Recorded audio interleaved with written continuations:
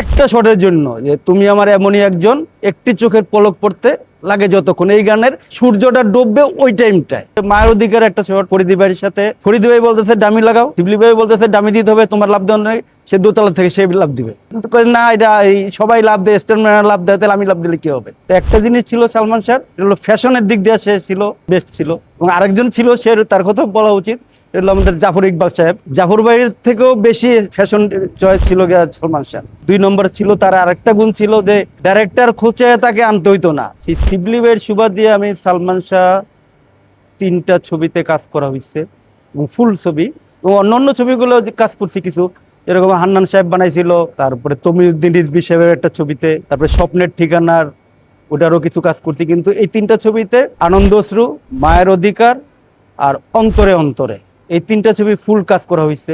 এবং তাতে দেখা গেছে যে তখনকার সময় তো অত একটা চিন্তা করি না যে এত ভালো আর্টিস্ট বা এত ভালো গল্প বা এত তো একটা জিনিস ছিল সালমান শাহ, এটা হলো ফ্যাশনের দিক দিয়ে সে ছিল সমস্ত, মানে তখনকার সময় তো অনেকজন নায়ক নায়ক ছিল আমাদের এখানে, তারপরে সালমান শাহ বেস্ট ছিল। এবং আরেকজন ছিল সে তার কথা বলা উচিত, এটা হলো আমাদের জাফর ইকবাল সাহেব।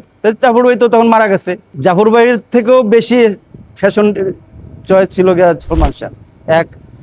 2 নম্বর ছিল তার আরেকটা গুণ ছিল যে ডাইরেক্টর খোঁজে তাকে আনতে হইতো না, সেই ডাইরেক্টরে বলতো যে কি সিন কি করতে হবে আমাকে বলেন, দেখিয়ে আমি একটু পড়ি। এবং শিবলি ভাইয়ের যে 3টা ছবিতে আনন্দ অশ্রু আমার খেলা আছে একটা, ওই গান করব, তো গানের মাহফুজ ভাই আবার খুব ক্রিটিক্যাল কাজ করার চেষ্টা করতো, যে সূর্য ডুবে এই টাইমে একটা শট নেওয়ার জন্য আমরা গেছিলাম প্রায় 7 মাইল 8 মাইল, এটা হলো ময়মনসিংহের ভিতরে, মধুপুর টাঙ্গাইলে, কেউ ওইখানে একটা শটের জন্য যে তুমি আমার এমনই একজন, একটি চোখের পলক পড়তে লাগে যতক্ষণ, এই গানের সূর্যটা ডুববে ওই টাইমটায়। এবং এই একটা শটের জন্য আমরা দুপুর থেকে সন্ধ্যা পর্যন্ত, সালমান শাহের বলা হয়েছে যে এই শটটা বুঝেছে, ও বলেছে আমি আপনার জন্য এই একটা শটের জন্য যা করতে করব। এরকম কিছু পাগলামি তার ছিল, খুবই কাজের পাগলামি, খুব ভালো কাজ করতো। এবং চিন্তা করিয়া কিছু শট ছিল, যেমন আমাদের মায়ের অধিকার একটা শট ফরিদি ভাইয়ের সাথে, ফরিদি ভাই আর সে ফাইটের, ফরিদি ভাই বলতেছে ডামি লাগাও, শিবলি ভাই বলতেছে ডামি দিতে হবে, তোমার লাভ দেওয়া নাই, সে দোতলা থেকে সে লাভ দিবেই সে লাভ। পরে কি করবো, অনেক খেরের বস্তা মেয়ার টাইনারে অ্যারেঞ্জ করে দিছে, সে লাভ দিছে, মানে না এটা এই সবাই লাভ দেয়, স্টারম্যান লাভ দেয়, তাহলে আমি লাভ দিলে কি হবে, তোমার উপরে এতটি টাকা ইনভেস্ট, যদি তোমার ঠ্যাং ভেঙে 15 দিন পরে থাকো, না সে দিবেই। এরকম কিছু যে ছিল, যেটা অন্য নায়কের ভিতরে ছিল না। সোহান ভাই যেদিন মহরত করে ওই দিনকার সালমান শাহকে নিয়ে আসলে যে না এটা দিয়ে কি হবে, এটা যে সোহান কুই থেকে কি আনলো, একটা রুমাল রাখতো, রুমালটা এরকম পেঁচাইতো, পেঁচায় এটা ভিজা রুমাল পেঁচায় টাচ করে মারতো বুকের উপরে, বুকের পশম ধরে টান দিত, রুমালটা মারতো, খুব জোরেই লাগতো, এটা থেকে সে খুব মজা পাইতো। এবং অনেক ডাইরেক্টর ছিল যে রাত্র 12টা বেজে গেছে, আর একটা সিন আছে, এটা করে যাও। সালমান জিজ্ঞাসা করতো যে লাইটের ম্যান আর ক্যামেরা অ্যাসিস্ট্যান্টদেরকে, ভাই কাজ করবেন আপনারা, নাইলে তাহলে করি আমি, আর নাইলে আমি বলে যে আমি কাজ করবো না, কালকে করেন। প্রথম তো দেখা এটা হলো সোহান ভাই ছিল শিবলি ভাইয়ের চিফ অ্যাসিস্ট্যান্ট, সেই সুবাদে সোহান ভাই যেদিন মহরত করে ওই দিনকার সালমান শাহকে নিয়ে আসলে, আর মৌসুমি দেখে কি সোহান ভাই আরে কই থেকে কি নিয়ে এলো, ম্যাক্সিমাম লোক এটা বলছে, আমাদেরও ধারণা এটা ছিল, দেখি এটা তো না মনে করে নাই যে না এটা দিয়ে কি হবে, এটা যে সোহান কুই থেকে কি আনলো। এমনকি ভাই মাহফুজ ভাইও খুব একটা ছিল, মনক্ষুণ্ণ ছিল, কারণ ওইটার ক্যামেরাম্যান ছিল এয়ার জাহাঙ্গীর, মাহফুজ ভাইয়ের আমাদের এই বড় ভাই মাহফুজ ভাইয়ের প্রথম অ্যাসিস্ট্যান্ট, ওই ভদ্রলোক, সেও মানে খুশি মনে কাজ হয় নাই, কিন্তু কাজ করতে গিয়ে সেও এরকম হয়ে গেছে যে না ওর, এবং প্রতিটা সেটে সে খুব আগ্রহের সাথে, কোনো lightman, camera assistant, makeup man কেউই কইতে পারবে না কারো লাগে কোনো জোরে কথা বলছে, খারাপ ব্যবহার করছে, সবাইকে হাসি খুশি রাখছে। এবং অনেক ডাইরেক্টর ছিল যে রাত্র 12টা বেজে গেছে, আর একটা সিন আছে, এটা করে যাও। কারণ সালমান জিজ্ঞাসা করতো যে লাইটের ম্যান আর ক্যামেরা অ্যাসিস্ট্যান্টদেরকে, তোমরা কি কাজ করবা, ভাই কাজ করবেন আপনারা, নাইলে তাহলে করি আমি, আর নাইলে আমি বলে যে আমি কাজ করবো না, কালকে করেন। এরকম একটা, এই কারণে সবাই টেকনিশিয়ানরাও খুব ভালোবাসতো, আর কোয়ার্টিস্টরা তো ভালো পাইতোই, কারণ ওই যে সবাই আনন্দ দিয়ে রাখতো। ব্যক্তিগত কথা হয়েছে তার একটা বদ অভ্যাস ছিল, মানে কি দুষ্টামি করা পোলাপানের মতো, একটা রুমাল রাখতো, রুমালটা এরকম পেঁচাইতো, পেঁচায় পেঁচায় এটা ভিজা রুমাল পেঁচায় পেঁচায় টাস করে মারতো বুকের উপরে, এবং ওই বুকের পশম ধরে যার শার্টের বুতাম, আমরা তো তখন শার্টের এই পর্যন্ত বুতামই থাকতো না আমার, পশম ধরে টান দিত। আর ওই ওই যে রুমালটা মারতো খুব জোরেই লাগতো, এটা থেকে সে খুব মজা পাইতো। এটা ব্যথা পাইলেও জড়াই ধরতো, মায়েরা যদি জোরে লেগে যেত জড়াই ধরতো। তো আমি কই যে হিরো দেখেন, আমি কিন্তু আপনার ফ্রেন্ড না, আপনি এইভাবে করাটা ঠিক হয় না। আমার খুব লাগছিল, এই কারণে এটা হইলো গিয়া মায়ের অধিকারের সেটে। পরে আর কোথাও করেনি। লাস্ট ওই যে তেল গেল ফুরাইয়া না পিঁপড়ায় খাবে বড় লোকের ধন, একটা গান ছিল আমাদের ফরিদ, ওই গানের সময় ওই দিনকা আবার সারা রাত্র শুটিং করছি। ওই দিনকা সে খুব মজায় ছিল, মানে মজা করতো রাত্রে নাইটের কাজ হলে। আমাদের আবার ম্যাক্সিমামই নাইটের শিফটটা সিবলি বাইটটা পছন্দ করতো বেশি, গানের কাজ হইলে একটানা করে যাওয়ার জন্য। এই রাত্রে কাজ হইলে খুব আনন্দ ফুর্তিতে রাখতো সবাইকে। ভালোবাসিয়া গেলাম ফাঁসি একটা গান আছে, এই গানটা আমাদের করার কথা ছিল সেন্ট মার্টিন দ্বীপে। 18টা নাচের মেয়ে, এলাকার সমস্ত লোক আছে, এই মেয়ে মানুষ এখানে উঠতে পারবে না। সালমান খুব বুঝাইলো, অনেক মুরব্বী হয়ে, চাচা এটা ইয়ে না, কোনো কিছু না, এরা খুব ভালো মেয়ে। আসার টাইমে যে সাগরের ঢেউ, নাচের মেয়েগুলার 18টা মেয়েরে, তারপরে যারা ডরায় তোরা সবাই সাহস দিয়েছে, এই লাইফ জ্যাকেট আছে, এই আমি আছি, মল্লের দরকার আমি আগে লাভ দিব। অন্তরে অন্তরে আর আনন্দ অশ্রু মৌসুমী ছিল। এবং এইটা আমরা এইটারও একটা ইতিহাস আছে খুব ভালো। ভালোবাসিয়া গেলাম ফাঁসি একটা গান আছে, এই গানটা আমাদের করার কথা ছিল সেন্ট মার্টিন দ্বীপে। 18টা নাচের মেয়ে, ড্যান্স ডিরেক্টর হলো গিয়ে আমির হোসেন বাবু ভাই। এখন আমরা ওইখানে সেন্ট মার্টিনে অলরেডি গিয়ে পুচ্ছি, নামবো। এলাকার সমস্ত লোক আছে, এই মেয়ে মানুষ এখানে উঠতে পারবে না। এটা কত 96, সম্ভবত 96, 95 96তে রিলিজ হয়েছে সম্ভবত ছবিটা। উঠতেই দিল না। সালমান খুব বুঝাইলো, অনেক মুরব্বী হয়ে, চাচা এটা ইয়ে না, কোনো কিছু না, এরা খুব ভালো মেয়ে, এরা এটা আমরা একটা গান করবো, একটা গানের একটা পাঠ করব, আপনারা দেখেন। মানে ওখানের লোকেরা দিলই না। আর এই যে যাওয়ার টাইমে আসার টাইমে যে সাগরের ঢেউ, সবাই নাচের মেয়েগুলোর 18টা মেয়েরে, তারপরে যারা ডরায় তোরা সবাই সাহস দিয়েছে, কিসের সাহস, এই লাইফ জ্যাকেট আছে, এই আমি আছি, মল্লের দরকার আমি আগে লাভ দিব, তারপরে তোরা সবাই আমার যাই কার উপরে পড়বি, এরকম কয়া সবাই নিছে। কেউ ঘুমাইতেও পারে নাই, চোখও বন্ধ করতে দেয়নি কাউকে। পরে ওই শ্যুট আমরা ওইখানে অনেক আইসা পড়ছি, ওই দিনকে আর পারি নাই। আবার পরে ওই শ্যুট নিচে কক্সবাজারে এসে সেট ফলা হয়েছে, আর কাজ করতে হয়েছে। আবার টেকনাফে আসছি, টেকনাফে এসে আবার অনেক কাজ করছি। ওইটার লোকেশন টেকনাফ, কক্সবাজার দুই জায়গায় করছি। আর ওইটাতেও খুব, ওটাতে ওই যে একটা আছে পপুলার, একটা পাগলা পপুলার স্টুডিও ছিল একটা, ওইখানে দোলনার উপরে একটা শোয়ার একটা শট ছিল। সে ঘরে ঢুকবে না, দোলনার উপরে থাকবো। ওই দোলনা বাঁধছে জানি কেমনে, দোলনা ছিঁড়ে পড়ে গেছে। দোলনা সে শোয়া ছিল, সে শুয়ে থাকবে, সে ঘরে ঢুকবে না। হ্যাঁ, মানে সিকোয়েন্সের কারণে ওই দোলনা ছিঁড়ে পড়ে গেছে। না ব্যথা তো একটু পাইছি। এরকম সে মানে পোলাপানের মতো খুব ফুর্তি করতো, মজা করতো। এটার জন্য অনেকে তার ভালো পাইতো বেশি, খুবই মজা করতো। মানে আনন্দ অশ্রুটা যে পাগল অভিনয়টা করছে, ওটা তো মানে পাগলও করতে পারবে না। তারা জিজ্ঞেস করেছিল, নানা সাথে জিজ্ঞেস করছিল, আচ্ছা তুমি কি কখনো পাগল ছিলা, তাহলে তুমি এত সুন্দর অভিনয়টা কেমনে করলা?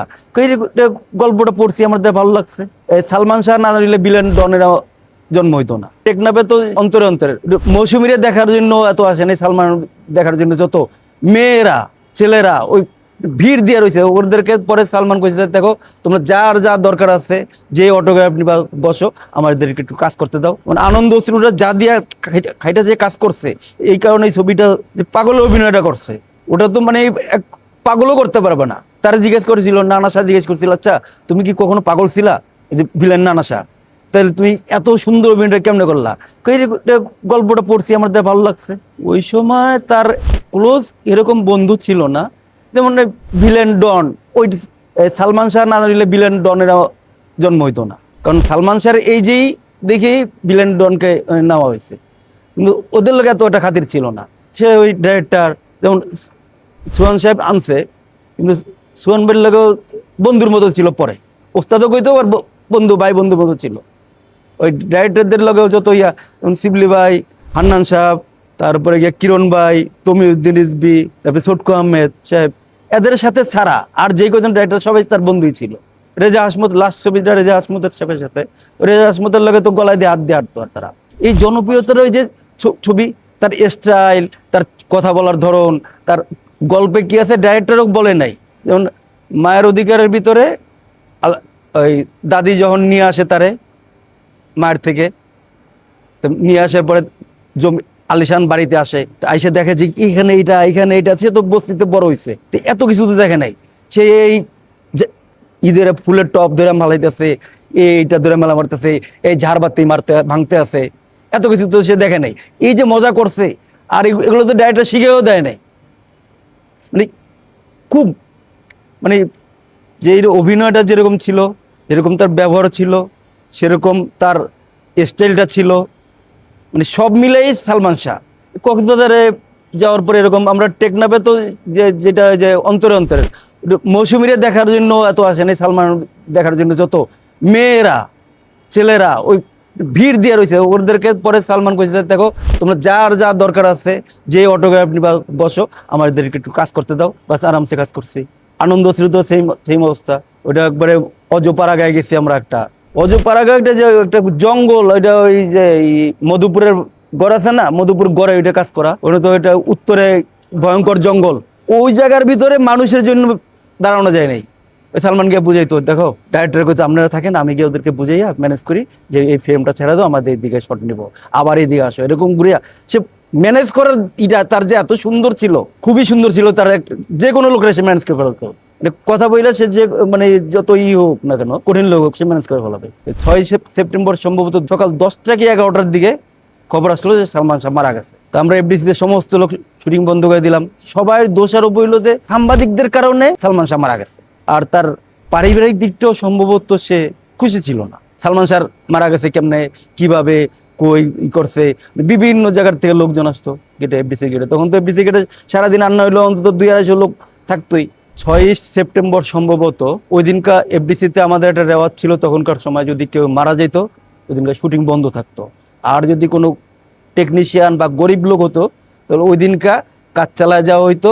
ওই টোটাল কনভেন্সটা সমস্ত স্টাফের সারা এফডিসিতে যত কাজ হইতো, তখন তো 18-19 পার্টে শুটিং হইতো, সব কনভেন্সটা তাকে দেওয়া হইতো যদি গরিব হইতো, যে টেকনিশিয়ান বা প্রোডাকশনের লোক, অন্য কোনো লোক। আর যদি কোনো ডাইরেক্টর, আর্টিস্ট এরকম কি বড় কেউ মারা যেত সেদিনে কাজ বন্ধ থাকতো। 6 সেপ্টেম্বর সম্ভবত দুপুরে সকাল 10টা কি 11টার দিকে খবর আসলো যে সালমান শাহ মারা গেছে। তো আমরা এফডিসিতে সমস্ত লোক শুটিং বন্ধ করে দিলাম। আমার খেয়াল আছে তখন এই যে এখন সম্ভবত ইত্তেফাকে কি মানব জমিন আছে, সাংবাদিক সৌদ ভাই সহ প্রায় 10-12 জন সাংবাদিক আসলো, আইসা তাদেরকে ম্যাক্সিমামই কিন্তু সবাই দোষারোপ হইল যে সাংবাদিকদের কারণে সালমান শাহ মারা গেছে। মানে তাদের যে একটা জনপ্রিয়তা, এইটা তারা এইটা ওইটা লাগতো, ওইটা লাগতো এটা। আর তার পারিবারিক দিকটাও সম্ভবত সে খুশি ছিল না। তো আমার ওই পারিবারিকটা ওইটা দেখা হয় নাই, তো তার বউ লোকেশনে আসতো, মাঝে ভিতর দেখতাম খুব একটা, ওইটাও আর তার একটা সুখকর ছিল না মনে হয়। মারা যাওয়ার পরে ওই তো আমাদের এফডিসিতে ওই দিনে কাজ বন্ধ ছিল। এফডিসিতে ওই দিনকে অনেকের লগে যে সাংবাদিকদের লগে আবার একটা ঝগড়াঝাটি হইলো, হওয়ার পরে লাশ আসলো বিকালের দিকে এফডিসিতে। জানাজা এফডিসিতে এটা রেওয়াজই আছে যে যত আর্টিস্ট মারা যায়, যদি তাদের পারিবারিক কোনো না থাকে তাহলে লাশ এফডিসিতে আনে এবং জানাজা হয়, তারপরে এখান থেকে নেওয়া হয়। তো আনা হইলো, তারপরে এখান থেকে নেওয়া যাওয়া হইলো। পরে তো প্রচন্ড মনে করেন সালমান শাহর যে ছবিগুলো ছিল, তার যে ভক্তগুলো ছিল, তারা তো যেমন অন্য লোকের ছবি দেখবে না প্রচুর। তখন তো এফডিসির গেটে সালমান শাহ মারা যাওয়ার পরে অন্তত মাসখানেক গেটের থেকে লোক খেদানো যেত না, সালমান শাহ মারা গেছে কেমনে, কিভাবে, কই করছে, বিভিন্ন জায়গার থেকে লোকজন আসতো গেটে, এফডিসি গেটে। তখন তো এফডিসি গেটে সারাদিন আন্না হইলো অন্তত 200-250 লোক থাকতোই। আর ওই ব্যবসার ধসটা, ফিল্মের ধসটা ওইখান থেকেই শুরু। আর্টিস্টও নাই ছিল না, সবাই চায় তার যে দর্শক ছিল ইয়ং দর্শকই জেনারেশন বেশি।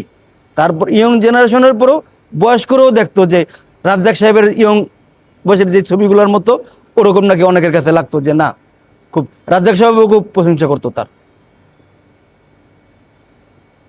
ওরকম কিছু ছিল না, কিন্তু ক্লোজ রিলেশন না থাকলে তো ভালো রোমান্টিক সিন হবে না। ওরকম যদি কিছু হইতো তাহলে স্টিল ক্যামেরাম্যান যারা ফিল্মে যারা স্থির চিত্র যারা ওরে বিজ্ঞাপনের পোস্টারের জন্য, ওরা হইলো গিয়া সবসময় নায়ক নায়িকাদের পিছে লাইগা থাকে, তাহলে ওদের কাছে আরো এরকম বেশি ছবি থাকতো, এরকম কোনো সম্পর্ক থাকতো তাহলে ওরা আরো আগে জানতো। তো ওই সম্পর্কটাই ছিল সম্ভবত যেটা, যে আর্টিস্ট অভিনয়ের কারণে যেটা, কারণ ভালো রিলেশন না থাকলে ভালো অভিনয় হবে না। ওইটা একটা ভালো ক্লোজ একটা রিলেশন ছিল, কারণ অনেকগুলো ছবি করছে তো। আমাদের তো অন্তর অন্তর মৌসুমী, মায়ের অধিকারে শাবনূর, কিরণ ভাই একটা ছবি বানাইলো সম্ভবত সুজন সখী, শালম কিরণ সাহেব, ওইটাও শাবনূরের সাথেই বেশি ছবি। মৌসুমীর সাথে তো 3 থেকে 4টা ছবি হয়েছে কেয়ামত থেকে শুরু করিয়া, 2টাতেই শাবনূর। হওয়ারই স্বাভাবিক, কারণ যেহেতু একটা অভিনয় করবে, যে একটা রোমান্টিক সিন যখন একটা করবে, একটা হিরো হিরোইন যখন রোমান্টিক সিন করে, তখন যদি তাদের সাথে ভালো রিলেশন না থাকে তাহলে একটা রোমান্টিক সিন হবেই না। ওরকম কিছু ছিল না, কিন্তু ক্লোজ রিলেশন না থাকলে তো ভালো রোমান্টিক সিন হবে না, তাহলে পাবলিক ছবি দেখবে না। আর সে যেগুলো ছবি করছে সবগুলোই রোমান্টিক ছবি, অ্যাকশন ছবি খুবই কম। বিক্ষোভটা সম্ভবত একটু অ্যাকশন ছবি ছিল, আর কোনটা বিক্ষোভ, আর না আর একটাও না, মালেক আফসার সাহেব যেটা বানাইছে ওইটাও রোমান্টিক ছবি, পারিবারিক ছবি, এই নিয়ে সংসার, ওইটাও খুব ভালো ছবি ছিল না। তো তার রোমান্টিক ছবি দেখেই, কারণ শাবনূরের সাথে খুবই ভালো রিলেশন ছিল, আমাদের সাথে 2টা ছবি। তারপরে অন্য ছবি তো ওই যে আর একটা স্বপ্নের ঠিকানা, ওইটাও শাবনূর, এবং ওইটা ওই ওই ছবিটাও খুব ভালো ছবি, সুপার হিট ছবি ছিল এবং ব্যবসা সফল ছবি ছিল স্বপ্নের ঠিকানা। না শুটিং করতে গিয়ে, এই যে শুটিং করতে গিয়ে তারা মনে করেন বিকালবেলা হইলে একটু এই আনন্দ স্মৃতিতে, বিকালবেলা হইলে পুরা বইতো।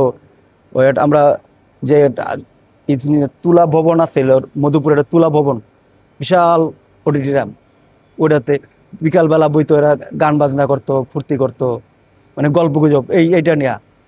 এবং সেখানে সবাই থাকবে, যে নায়ক নায়িকা থাকবে একলা না, ওইটা না, ডাইরেক্টরও থাকতো, তারপরে মেকআপ ম্যান থাকতো, স্টিল ক্যামেরাম্যান থাকতো। কারণ ওরকম যদি কিছু হইতো তাহলে স্টিল ক্যামেরাম্যান যারা ফিল্মে যারা স্থির চিত্র যারা ওরে বিজ্ঞাপনের পোস্টারের জন্য, ওরা হইলো গিয়া সবসময় নায়ক নায়িকাদের পিছে লাইগা থাকে, তাহলে ওদের কাছে আরো এরকম বেশি ছবি থাকতো, এরকম কোনো সম্পর্ক থাকতো তাহলে ওরা আরো আগে জানতো। তো ওই সম্পর্কটাই ছিল সম্ভবত যেটা, যে আর্টিস্ট অভিনয়ের কারণে যেটা, কারণ ভালো রিলেশন না থাকলে ভালো অভিনয় হবে না। আগের যারা আর্টিস্ট, কো আর্টিস্টদেরকে খুবই সম্মান করতো সে, খুব। এমনকি অনেক কো আর্টিস্ট ছিল তাদের সামনে সে চেয়ারে বসতো না। আমার খেলা আছে যে আনুদি জোর করে তাকে চেয়ারে বসেছে, বস, মানে আনোয়ারা ম্যাডাম, আমরা তাকে আনুদি করতাম, আনুদি জোর করে তার চেয়ারে বসেছে, তার সামনে বসবে না। এইটা তার এরকম কিছু তার গুণ ছিল। কোনো আর্টিস্টের সাথে, নায়কদের সাথে তার কোনো দ্বন্দ্ব থাকার বা কোনো করার ছিল না। এবং মান্না ভাইও তো তখন সম্ভবত তারও বেশি না, আমারও ওইটাও সৌভাগ্য হয়েছে যে তার প্রথম ছবি থেকে আমার কাজ করা, তার প্রথম চেহারায় এই টেপ মাপা ফোকাস দেওয়া আমার সৌভাগ্য হয়েছে, এবং তার প্রযোজিত প্রথম ছবি লুটতরাজ, ওইটার চিফ অ্যাসিস্ট্যান্ট করার সৌভাগ্য হয়েছে। তো মান্না সাহেব তখন, তার লগেও এরকম একটাই ছিল না, তো মান্না সাহেবও খুব, তারও খুব সম্মান করতো, হ্যাঁ দেখা হইলে সম্মান করতো, খুবই সম্মান ছিল। কোনো আর্টিস্টদের সাথে আমার মনে হয় কোনো হিরোদের সাথে তার কোনো দ্বন্দ্ব ছিলই না। পারিবারিক দ্বন্দ্বটা তার কারণে, এটা ছাড়া কোনো মনে হয় একটা অশান্তি তার ছিল। বাসায় যদি অশান্তি না থাকতো তাহলে বারাজ তো সময় কাটানোর কথা না, ডাইরেক্টর ছেড়ে দিছি, বাবা তুমি যাও গিয়া, না সেটে বসে আপনারা শুটিং করেন দেখি, মানে সে এইদিকে সময়টা বেশি দিত, বাসাটায় কম সময় দিত। স্বামীরাই আসতো, স্বামীরা মায়ের অধিকারের সেটে, মানে সিবলিবাইট সেটে আসছিল 2 দিন। যেদিনকে ববিতা ম্যাডাম ছিল, একদিন মহরতের দিন আসছিল, ববিতা ম্যাডাম ছিল, তারপরে ফেরদৌসী মজুমদার ম্যাডাম ছিলেন, এরা থাকাতে ওই প্রথম দিন আসছে। আর একটা গানের দিন আসছিল, আর আনন্দ অশ্রুর সেটে একদিন গেছিল মধুপুরে, ওইটাই প্রডিউসার দাওয়াত দেনিছিল। প্রডিউসার সিভিলি ভাই যে আসো দেখা যাও, এখানে লোকেশন খুব সুন্দর, ওই শাবনুরের যে বাড়ি বানাইছে পূর্ব, ওই বাড়ি আগুন দেওয়ার পোড়ার শট, ওই যে দেখো কত সুন্দর বাড়ি বানাইছে, বাড়িটা পুরাই দিব, দেখা যাও। তো এই 2-1 দিন আমরা 2-3 দিনই দেখছি, কিন্তু তার ওই পারিবারিক দ্বন্দ্বটা তার কারণে, তার এটা ছাড়া আর কোনো মনে একটা অশান্তি তার ছিল সম্ভবত। কারণ সে ওই বাসা যাওয়ার থেকে সেটে থাকার আগ্রহ, সেটের টাইমে অনেক আর্টিস্ট ছিল যারা 2টায় করলে 3টায় আসতো, তার 9টায় করলে 8:30 চলে আসতো, আবার রাত্রে একটু বেশি করে দেরি করে যেতে সে পছন্দ করতো।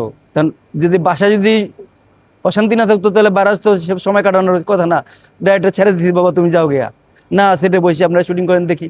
এবং অনেক ডাইরেক্টরকে, যাদের তখনকার সময় দেখছি অনেক ডাইরেক্টর গাড়ি ছিল না, তাদেরকে বাসায় চলেন, আপনার বাসায় নামাই দিয়া তারপর আমি বাসায় যাবো, এইটা তার এই একটা গুণ ছিল তার। অনেক কোয়ার্টার স্টেশন নামাই তো, তাদের গাড়ি নাই, সিএনজিতে যাবে, বেবি ট্যাক্সিতে যাবে, তো ঠিক আছে আমি নামাই দিই চলো। মানে সে এইদিকে সময়টা বেশি দিত, বাসাটায় কম সময় দিত। হ্যাঁ, সাহায্য সহযোগ ওই জিনিসটাও তার ভালো ছিল। এরকম আমাদের এই সমিতির রুমে তার দেওয়া টেলিভিশন ছিল। খালি শুনছে যেদিনকে সালমান মারা গেছে, মাথা ঘুরে পড়ে গেছে, এবং ওই পড়া যাওয়ার পরের দিন থেকেই তার ব্রেনে চোট পাইছে, তার মেডিকেলে নেওয়া হইলো, তারপরের থেকে পাগল, এবং শেষ পর্যন্ত সে মারা গেল এই সালমানের শোকে। কারণ সালমানের প্রথমে ওই সালমানের গান দিয়ে হিট, দুইটা তিনটা জিনিসের জন্য সে সালমান শাহ হয়েছে। এক হলো তার ফ্যাশন সেন্স, এক হলো তার গল্পের সেন্স, আর এক হলো তার পাবলিকের, দর্শকের মনের ইটা, দর্শক কি চায়। আরেকটা ছেলে সে মারা যাওয়ার পরে সে পাগল হয়ে গেছে, সেটা হলো, তার নাম ছিল নজরুল। সে ছিল মাসুম বাবুল সাহেবের চিফ অ্যাসিস্ট্যান্ট, ছিল ডান্স ডিরেক্টর। এবং ওই সালমানই ওরে দিয়ে একটা গান করেছে প্রথম, টিপ টিপ টিপ বৃষ্টি আয়না রে, এরকম একটা গান আছে একটা সালমানের। ওই গানটার আয়না জোরে, ওইটার ডান্স ডিরেক্টর নজরুল, আমাদের বন্ধু ছিল ওই নজরুল। খালি শুনছে যেদিনকে সালমান মারা গেছে, ও মাথা ঘুরে পড়ে গেছে, এবং ওই পড়া যাওয়ার পরের দিন থেকেই তার ব্রেনে চোট পাইছে, তার মেডিকেলে নেওয়া হইলো, তারপরের থেকে পাগল। 2-3 বছর ছিল সে না খাইতো না, জুতা পাই দিত না, এবং খুব সালমানের তার ওরকম স্টাইলই চলতো। সে সালমান যে স্টাইল চলতো ওই স্টাইলই চলতো। তো ওই জুতা পাই দিত না, ওই জামা গায়ে দিত না, সিরা প্যান্ট পরতো, গেঞ্জি গায়ে দিত না, খালি গায়ে ঘুরতো, এফডিসিতে বয়ে থাকতো, এখানে বয়ে থাকতো, এখানে বইতো না, খাইতো না, এবং শেষ পর্যন্ত সে মারা গেল এই সালমানের শোকে। কারণ সালমানের প্রথমে ওই সালমানের গান দিয়ে হিট, ডান্স ডিরেক্টর, প্রথম ডান্স ডিরেক্টর। এবং তারপরে সালমানের আরো 2-3টা ছবির কাজ করলো। সালমান কইতে যে ওরে নেন, ও ভালো কাজ করে, ইয়ং ছেলে পেলে, ওরে দিয়ে ভালো হবে। সিলেটের লোকই তো আইসা গেটে বহুত বসে থাকতো খালি সালমান শাহরে দেখার জন্য। প্রতিদিনই সিলেটের দূর দূরান্ত থেকে লোক আসতো দেখার জন্য। তারে প্রোডাকশনের লোকদেরকে আউটডোরে গেলে আসার আগের দিন প্রোডাকশনের লোক খুব খুশি থাকতো যে সালমান ভাই চলে যাবে, প্রতিটা লোকের টাকা দিয়ে আসতো, প্রতিটা লোকের। প্রোডাকশনের যে কয়টা ছেলে আছে সবাইকে যা পারতো, মানে ওর যেটা কনভেন্স যেটা ছিল, ওই কনভেন্সটা ওই প্রোডাকশন থেকে যেটা নিত, ওটা সে লোকেশনেই দিয়ে আসতো সবাই। সালমান শাহ মারা যাওয়ার পরে কিছু ছবিতে সম্পূর্ণ ছিল না আর কি। সেই কোনো ছবিতে আপনি কাজ করেছিলেন? না না, এরকম গুলো আমি বেসিক্যালি মাহফুজ ভাইয়ের গুলো কাজ করছি। আর ওই খ্যাপ মারার কারণে ফিল্ম এটা ছিল, খ্যাপ মারার কারণে যেমন স্বপ্নের ঠিকানার একটা যে গান করছি, ওই ইতে ওই গানটাও খুব সুন্দর একটা গান ছিল স্বপ্নের ঠিকানার। না, আরেকটা গান আছে স্বপ্নের ঠিকানার, হ্যাঁ এই দিন সেই দিন, এই গানটা আমরা করছিলাম এই যে নারায়ণগঞ্জ, এই ইতে নারায়ণগঞ্জ না, সোনারগাঁ, ওই যে ওই ইতে এইটা কি ইশাখার বাড়ি, ওইখানে পদ্মার চরে 4-5 জায়গায়, তারপর আবার এফডিসিতে রাত্রে মিলাইয়া ওই একটা ওইটাতে খুব মজা করছে, ওটাতে খুব মজা হয়েছে। ওটাতে ওই লোকেশনে ওই রোদ্রু এরকম আইসক্রিম মেলা গেছে, যে আইসক্রিম কতটি আছে সব টোটাল ইউনিটের লোকের দেওয়া হবে, তারপরে যা আছে ওই দর্শক যারা আছে দাও দিয়া, তুমি এখান থেকে যদি ঘন্টা বাজাও, তোমার এটা ঘন্টা বাজানো তুমি আইসক্রিম বেঁচে যাও গিয়া, যাও, মানে সব আইসক্রিম ওর শেষ করে তুমি যাও গিয়া। এরকম তার কিছু পাগলামি ছিল। আইসক্রিম বেচতে আছে, কি করতেছে, আমরা খামো, পাবলিক খাবে না, যা আছে আইসক্রিম সবাইকে দিয়ে দাও, ইউনিটের সবাই দাও, যা আছে পাবলিক যারা আছে তাদেরকে দিয়ে দাও। কারণ সব সোনারগাঁও, ওটার ভিতরে টিকিট কেটে ঢুকছে সবাই, বাইরের লোক তো আর ঢোকে নাই, বাড়তির লোক তো আর ঢোকে নাই, দাও তাদেরকে দাও। হ্যাঁ, হলের স্মৃতি মনে আছে, হলের স্মৃতি যেমন সালমানের ছবি। আমি আরেকজন লোক আছে, এখন ওই ভদ্রলোক আছেন জীবিত, এটা হলো মতিন রহমান সাহেব, ডক্টর। এই মতিন ভাইয়ের একটা অভ্যাস ছিল, যারই ছবি রিলিজ হইতো সে হলে গিয়ে দেখবো এই আনন্দতে, এবং এই তার লগে ওই আমি বা আমাদের আরো 2-1 জন এরকম থাকতো, যে যাইতে হইতো, যে গিয়া আমরা টিকিট বেলাকারের থেকে টিকিট নেবো, আমরা বুকিং এর থেকে টিকিট নেবো না, বেলাকারে বেলাকার কয় টাকা বেচে কি হয়, একেবারে সামনে বলবো, সামনে বসে পাবলিক কি কয় ওটা শুনবো, আর পিছিয়ে দেয় কারা তালি দেয়, কারা গালি দেয়, ওইটা শোনার জন্য ওই আনন্দ ছিল। যখন দেখছি তখন শিবলিবের ছবি রিলিজ হয়েছে, মতিন ভাই তখন এই তার লয়ে গিয়ে ছবি দেখছি, এবং পাবলিক যখন তালি দেয় মতিন ভাই কয় না ছবি তো সুপারহিট, এরকম। এবং এখন যারা হলে যায়, তখনও যাইতো হলে, তখন হিরো হিরোইনরা যারা যেতে ডিরেক্টর যাইতো, কিন্তু এই সালমান এই সবগুলা এই আনন্দ অশ্রুরি, মায়ের অধিকার, এগুলো সবগুলোর ছেটে এসে গেছে। মায়ের অধিকার শিবলি ভাই তো প্রডিউসার ছিলেন, ওই হিসাবে শিবলি ভাইয়ের সাথে পুরোটা হলতে ঘুরছে, ঢাকাতে ঘুরছে, চিটাগাং ঘুরছে। মানে তার এই যে এই জিনিসটা, দুইটা তিনটা জিনিসের জন্য সে সালমান শাহ হয়েছে। এক হলো তার ফ্যাশন সেন্স, এক হলো তার গল্পের সেন্স, আর এক হলো তার পাবলিকের, দর্শকের মনের ইটা, দর্শক কি চায়।